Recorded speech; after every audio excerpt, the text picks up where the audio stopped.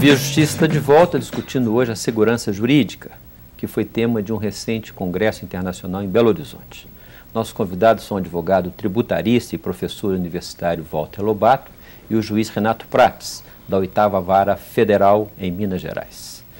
Doutor Renato, nós conversamos no primeiro bloco fundamentalmente em questões relacionadas com o direito tributário, com decisões na área tributária.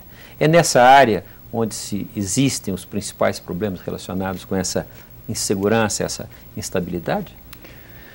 A legislação tributária é muito dinâmica, é sempre alterada, então criam-se muitos problemas nessa área, mas a questão não se reduz ao direito tributário. Recentemente nós discutimos no eleitoral, né, a questão da fidelidade partidária. A partir de quando se aplicaria essa nova orientação do Supremo Tribunal Federal, de que o cargo pertence ao partido, e se o parlamentar, se o mandatário eleito mudasse de agremiação partidária, se ele perderia ou não o seu cargo eletivo. Então, é uma questão que perpassa todas as áreas do direito, mas eu acho que tem uma importância nesse caso específico da fidelidade partidária, parece que havia um vazio de lei que foi preenchido pelo Supremo. O vácuo de leis, ele é mais preocupante do que o excesso de leis e normas e resoluções? Olha, se fala que o poder tem um horror ao vácuo, né? Então, onde não atua um poder, o outro vai e ocupa aquele lugar. Acho que há algum tempo a sociedade exigia alguma forma de limitação à infidelidade partidária. E partiu do Poder Judiciário, do TSE primeiro, depois referendado pelo Supremo, ocupar, né, esse vazio legislativo pela via interpretativa. A questão é saber até onde pode o Poder Judiciário suprir esse vazio e exercer um papel que seria tipicamente do Congresso Nacional. Do Congresso, né? Professor Walter, a gente lê com frequência dois tipos de críticas, a centralização excessiva do poder de tributação no Brasil, né, no governo federal, e o excesso de normas, portarias, os ministérios, o governo legislando por portarias, resoluções, etc. Esse é um grande problema na avaliação do senhor? Sem dúvida, esse é um componente grave no futuro do país para investimentos diretos na produção. Primeiro, a questão da multiplicidade de normas, porque a interpretação hoje, no a priori, fica toda na mão do contribuinte. Existem estudos dizendo que há um custo fiscal indireto no Brasil em torno de 3 a 5% do PIB, do que as empresas gastam para interpretar as leis, para recolher os tributos, para fazer as declarações. Ou seja, o processamento disso, né? Exatamente. A interpretação. Nós temos um tributo oculto aí, que é um tributo que você paga por processar os outros tributos. Pagar uma consultoria para um advogado tributarista, por exemplo. Está dentro do 3 pontos. Está dentro do custo. Além disso, uma centralização enorme do poder de tributar na Federação, na União Federal. A nossa carga tributária hoje é muito concentrada nela. E, por fim, um sistema tributário, além de uma carga tributária alta, um sistema tributário muito injusto, muito confuso, com multiplicidade de competências. Basta pegar o exemplo do IVA, né? Do nosso IVA. O IVA na Europa, absoluto. IVA é o Imposto sobre o Valor Agregado. Ele incide sobre a produção, que no Brasil não existe, consumidor final.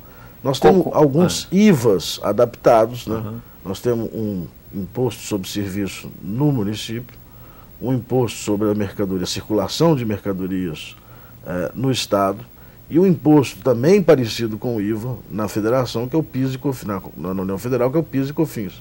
Ou seja, nós temos multiplicidade de 3 tributos parecidos com o IVA em cada ente da Federação. Isso causa uma instabilidade fora do normal. A cada município uma legislação, a cada estado uma legislação e ainda a legislação da União Federal. É isso, para mim, o maior componente hoje da insegurança jurídica no país. Doutor Renato, além dessas questões, o senhor tocou na questão do judiciário, a lentidão, o processo das decisões no judiciário são um agravante dessa questão na avaliação do senhor? Com certeza. Porque os processos são lentos, né? As decisões demoram muito. São lentos, os recursos são muitos. E na área federal nós temos uma sobrecarga muito grande na segunda instância, principalmente. Então isso é um fator também de segurança, porque normalmente, às vezes, a ação, para se entrar com a ação, se deposita para pedir a suspensão da exigibilidade do crédito, e esse é um recurso que fica sem utilização, descapitalizando a empresa, né, o contribuinte, durante um tempo, às vezes, muito longo. Qual a solução para isso? Reduzir as instâncias de recurso na avaliação do senhor?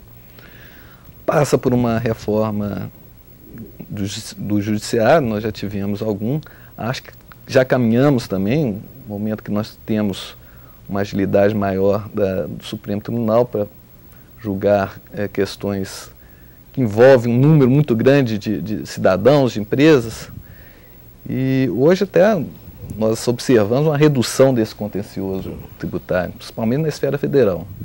É significativa diminuição.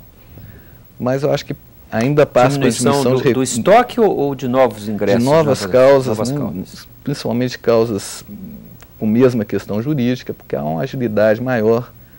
Né?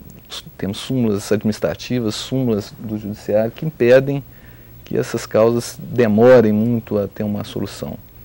Mas eu acho que passa também por uma reforma tributária centralizada nessa ideia de simplificação, né? De redução da facilidade de se pagar, de fiscalizar, de arrecadar. Então, uma reforma tributária, na avaliação do senhor, é indispensável?